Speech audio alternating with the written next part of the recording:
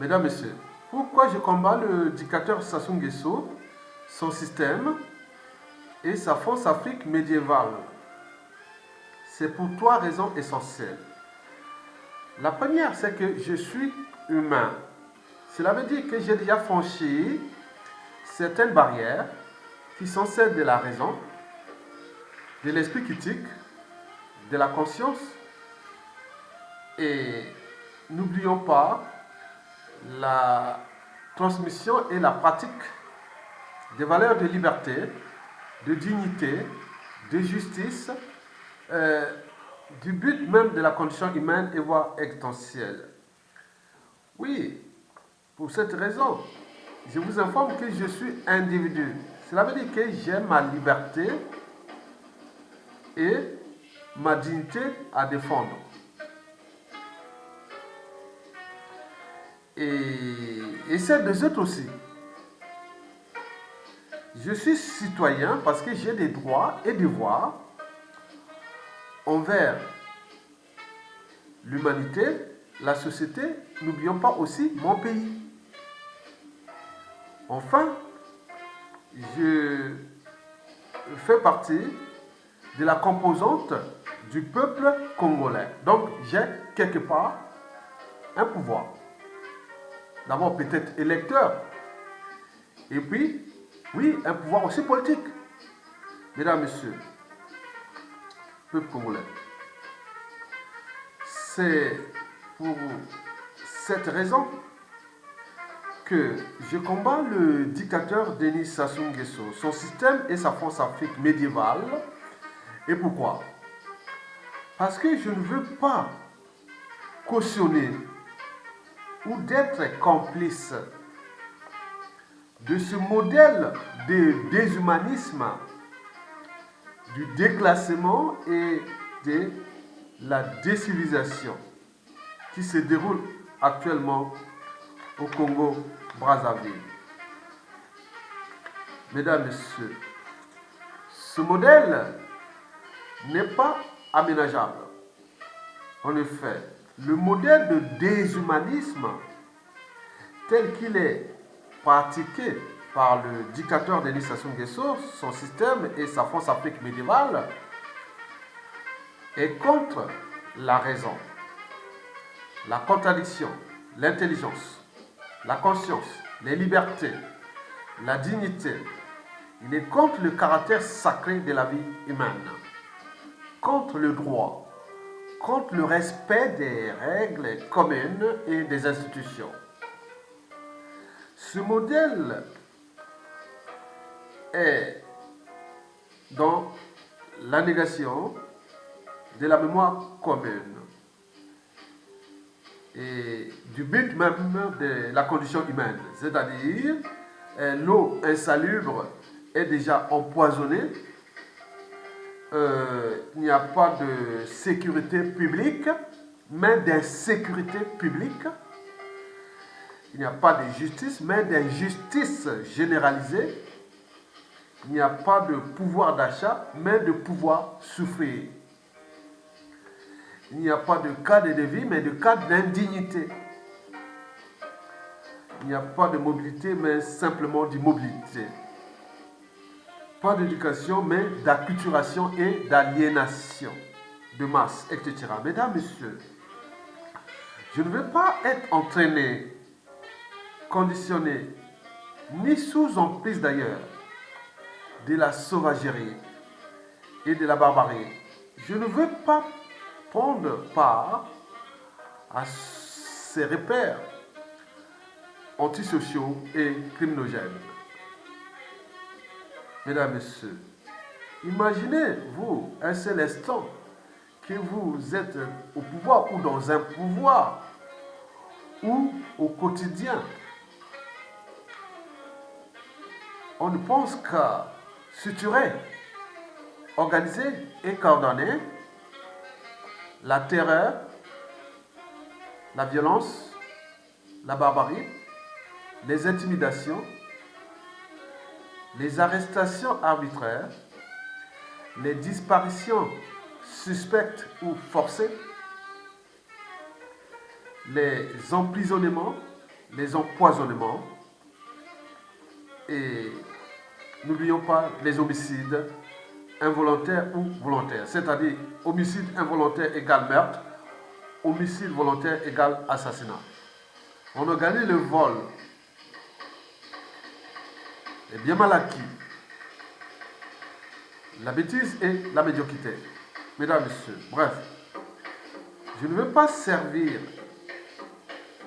ce modèle-là, non. Parce que ce modèle-là n'est que là pour se servir du bien commun. En le détruisant d'ailleurs. Mesdames, Messieurs, oui, le problème de ce modèle qui est déjà sociopolitique et diplomatique et géostratégique avec la France-Afrique, ce modèle est déjà obsolète. Eh bien oui, ce modèle obsolète donne aussi des idées à d'autres. Et combien d'autres victimes après Sassou Nguesso? Mesdames, Messieurs, peuple congolais. Mais savez-vous que Sassou Nguesso, le dictateur, et tout son clan, et tous les systèmes qui travaillent pour le compte du dictateur, n'oublions pas l'Air France-Afrique, ils passent tout leur temps à exploiter ce pays, soit à exploiter ce pays ou les détruire.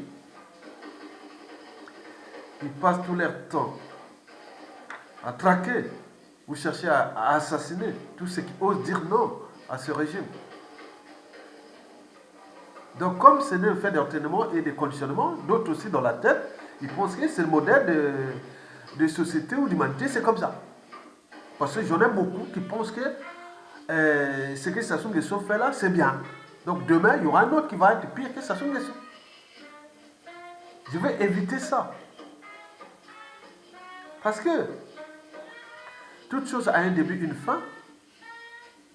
Donc, Sassou doit partir, mais combien d'autres partisans ou adeptes de ce modèle sont parmi nous? Comme on dit, l'histoire se répète. Ne faites jamais à autrui ce que vous ne souhaitez pas qu'on le fasse vous-même.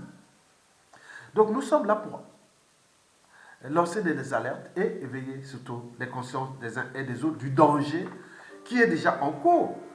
Parce que aucune condition humaine ne sera plus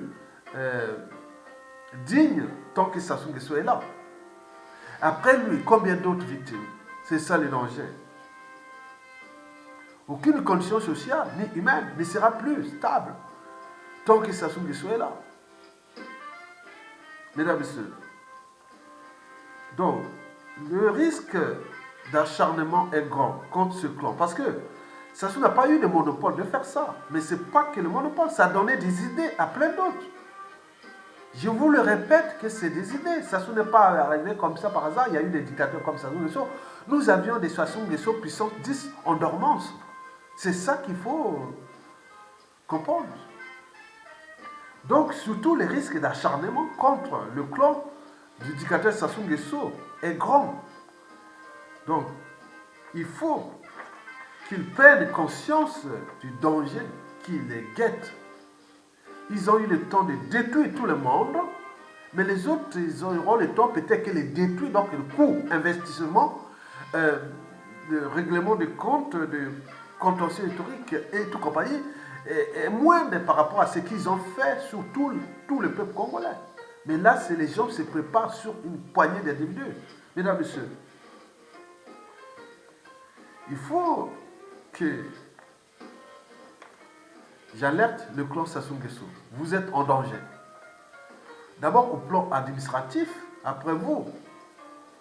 Qui ne dit pas qu'au niveau d'état civil, carte d'identité, passeport, visa et tout compagnie, on va vous dire non, on n'en veut pas. Comme vous avez fait aux autres. Vous avez des enfants, petits-enfants, sont déjà identifiés par les services. Vous voulez rentrer au pays ou autre? Non, on ne veut pas. Vous allez pleurer, on va pleurer comme vous l'avez fait aux autres. C'est ce que les autres disent. Moi, je suis là pour vous alerter.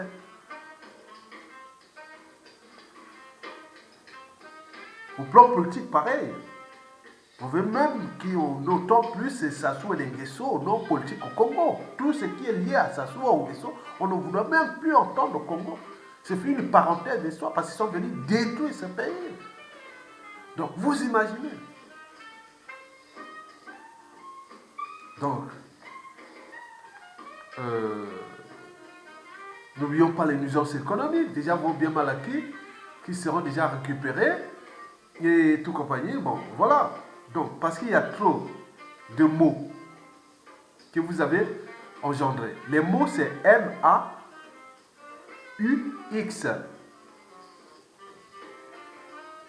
Il y a trop de haine en dormance. Il y a trop de rancune, de règlement de compte. Et n'oublions pas de contentieux historiques à éviter. Donc, tout ce que Sassou Nguesso fait aujourd'hui, ça sort de son cerveau, ça a l'air du système, c'est l'air monde. Et c'est bien comme ça qu'ils sont en train de fracasser ce pays, détruire ses vies, créer ce climat de tension. C'est une bombe à retardement, c'est un magma en dormance. Donc il faut éveiller la conscience de ces gens. Arrêtez, trouvez une solution, allez, barrez-vous, laissez ce pays-là pour qu'on trouve des circonstances atténuantes. Mais là, ils sont juste à se fracasser dans une situation, on arrivera dans un chaos parce que dans 97% des cas, tout le monde est en guet-apens ou en méfiance et en dégoût contre ce clan et ce système-là. Donc, vous n'aurez aucune chance de s'échapper de l'après si vous ne prenez pas des circonstances atténuantes, c'est-à-dire en trouvant déjà les mesures compensatoires et maintenant. Mesdames et messieurs, la deuxième raison est géopolitique nationale.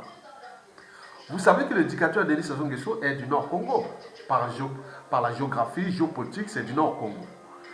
Et donc, nordiste, tout ce que Sassou Nguesso fait comme crime contre l'humanité et autres est par association des nordistes. Et donc, ce qu'on appelle la responsabilité par association. Bien sûr qu'elle est toujours à exister, puisque le cas du Rwanda, du génocide ou Tutsi, c'était par association. On tue les Tutsis et inversement, et donc par association.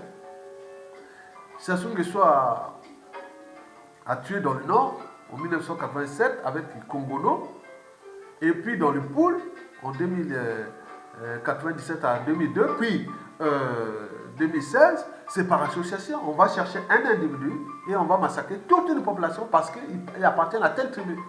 Vous croyez que ce soit ces monopoles-là? Mais nous pouvons tout rappeler. Mais non, parce que nous avions beaucoup de problèmes avec nos intellectuels, cadres civils, politiques et militaires congolais.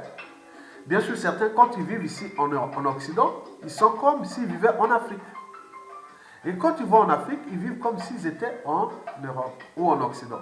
Donc, ils sont nulle part. Ils posent bien des soucis. On remarque ici que les officines intellectuelles, politiques et autres sont que par groupement tribaux ou ethnocentriques. Regardez ça. Ça n'a jamais changé depuis les indépendants jusqu'à nos jours. On a cherché un peu de créer des structures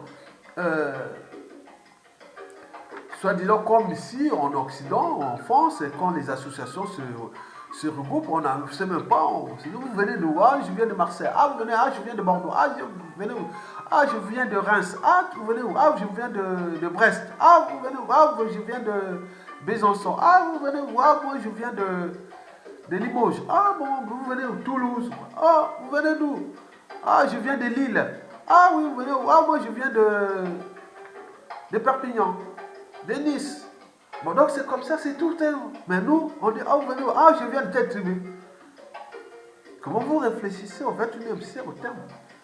Donc les gens n'ont pas encore franchi la barrière de la tribu. Et c'est comportement un peu primitif quelque part. On ne fait que confiance à un membre de la tribu. Mais si ce membre de la tribu s'est pourri, il vous roule tout le monde. Oui, il en entraîne tout le tout dans la merde, quoi. Parce que les intellectuels n'ont pas de convictions. C'est des gens, c'est des opportunistes. Il n'y a pas de vrais qui ont des vraies convictions.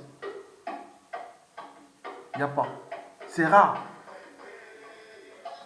Et quand vous avez des convictions, si vous vous retrouvez avec eux, ils viennent vous menacer que vous êtes dangereux, que vous êtes ceci, créent des amalgames, des négationnistes polémiques, qui parfois quand on explique ici, pour nous qui vivons ici depuis des années, on explique ça, mais les gens disent, mais c'est quoi ça? C'est vrai? Oui, mais c'est vrai. Mais ils sont ici, oui, ça, ils sont ici. Ils vivent ici, ils disent ça, mais oui. Ah non? Mais s'ils vont au pays là-bas au pouvoir, c'est dangereux. Oui, c'est dangereux. Et donc, moi, sur ce point de vue géopolitique, je suis là pour éveiller la conscience des uns et des autres que le dictateur Sassou Nguesso est dans un système. Et donc, vous venez prendre Sassou Nguesso d'abord comme le système. Si vous voulez traiter le problème du tribalisme ou de l'ethnocentrisme, il faut d'abord aussi combattre contre ce système. Le système Sassou Nguesso est composé de quoi? Parce que c'est un système circulaire, mais il y a le premier siècle, deuxième siècle, troisième siècle, quatrième siècle, voilà. Au premier siècle, il y a le dictateur lui-même et son clan. Au deuxième siècle, ce sont ses dignitaires. Au troisième siècle, ce sont ses opposants. Et quatrième, c'est les courtisans. N'oublions pas au cinquième, la France-Afrique. Mais tout est ensemble imbriqué parce que tout ce monde-là ont les mêmes privilèges, les mêmes passe-droits, les mêmes trains de vie dorés, des retraites dorées. Ils ont les biens mal acquis.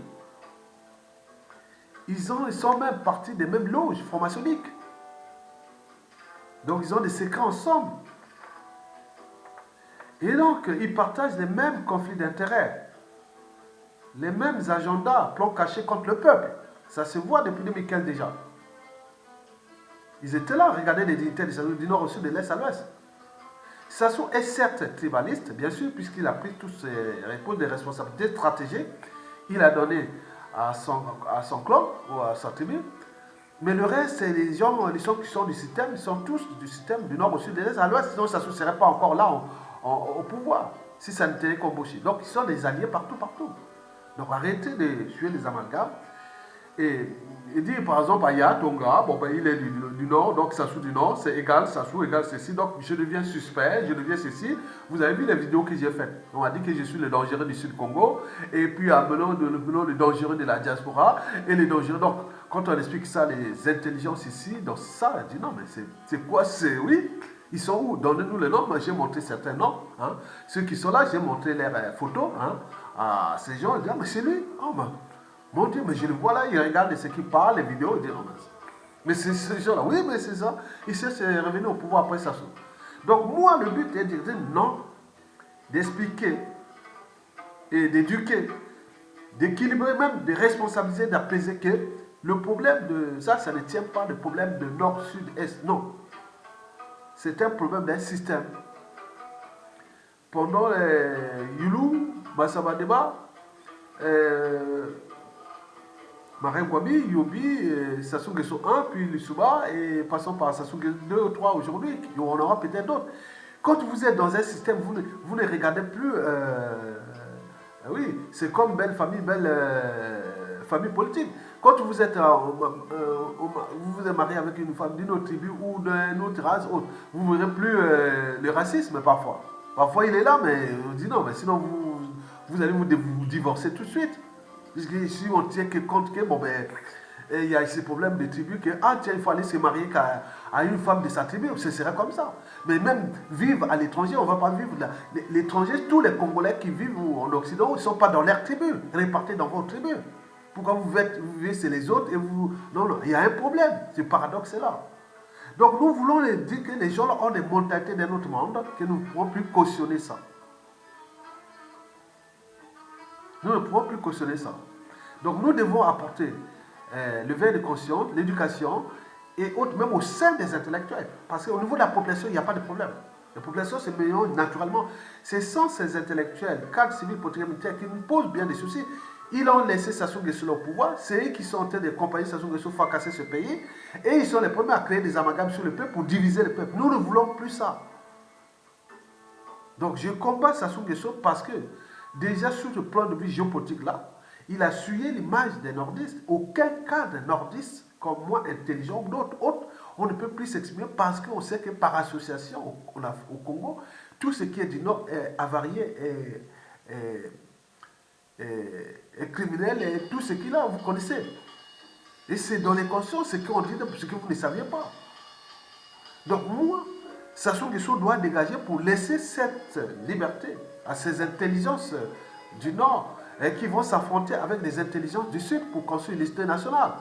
Et laisser de côté tous ces gens-là qui sont des mentalités de notre temps. Mesdames et messieurs, peuple congolais, Si vous avez au moins un cerveau, une âme et une conscience, et raisonnable d'ailleurs, parce qu'il n'y a rien de plus élevé dans la vie que la raison. Et donc, vous pouvez observer que depuis 2015, par exemple, ils sont du nord au sud, de l'est à l'ouest, c'est 4 civils politiques et militaires qui ont conspiré contre le peuple, plutôt au niveau politique. 2015, regardez ce qui s'est passé.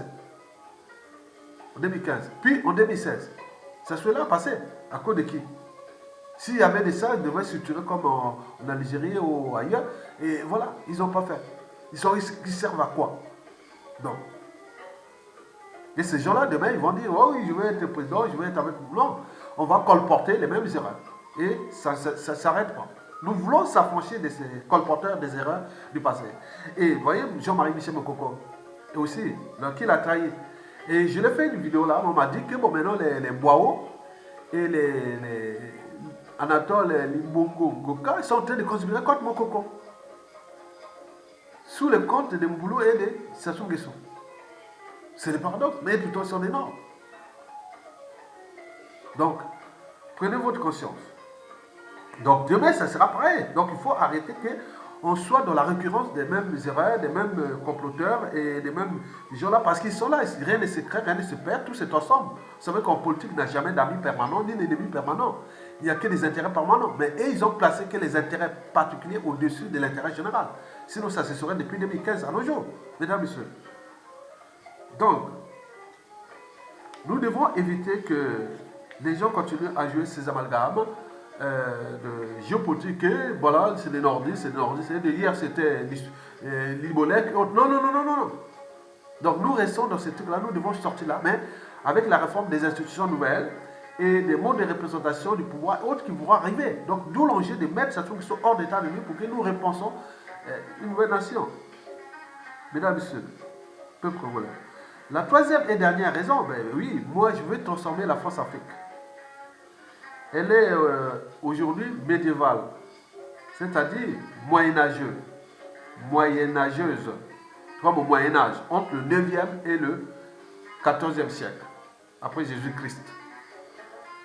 Parce que pourquoi? Parce que cette France-Afrique, ces France-Africains ont des mentalités, habitudes et comportements de type moyenâgeux, parmi les caractéristiques du Moyen-Âge, que la France-Afrique aujourd'hui pratique au XXIe siècle sous mentalité du Moyen-Âge. En retour, quoi? Il n'y a pas de démocratie dans la zone France-Afrique. On est bien d'accord?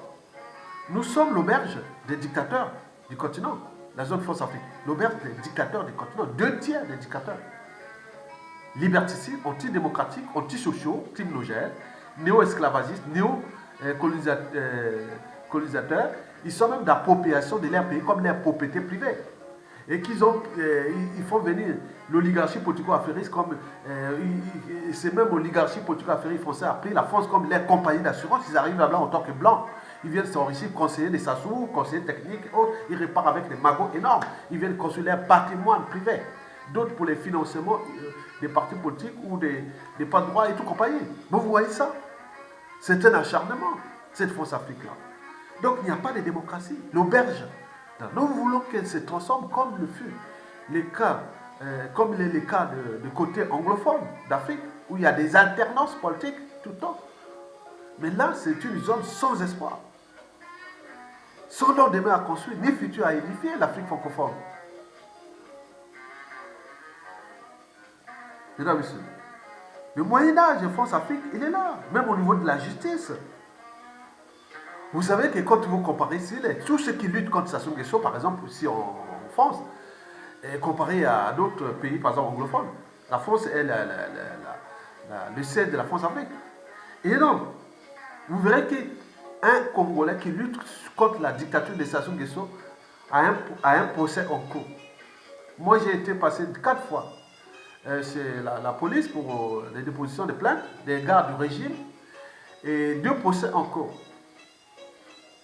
Et donc, un tout Congolais qui lutte contre le régime France-Afrique de Sassou Nguesso aura toujours un procès ici en cours. Donc, on est autour du Moyen-Âge, où il n'y a pas de justice. La justice n'est que pour ces gens-là. Là-bas, ils appliquent l'injustice, là-bas, dans leur propre pays.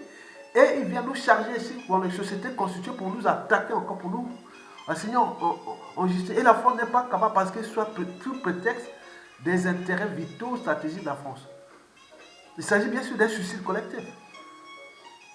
Mesdames, Messieurs. Donc, aucune condition judiciaire des Congolais qui luttent contre le dictateur Sassou Nguesso ne sera plus stable ici en France. Tant que Sassou Nguesso est là. Tant que ce système France-Afrique là est là. Médiéval. Mesdames et messieurs.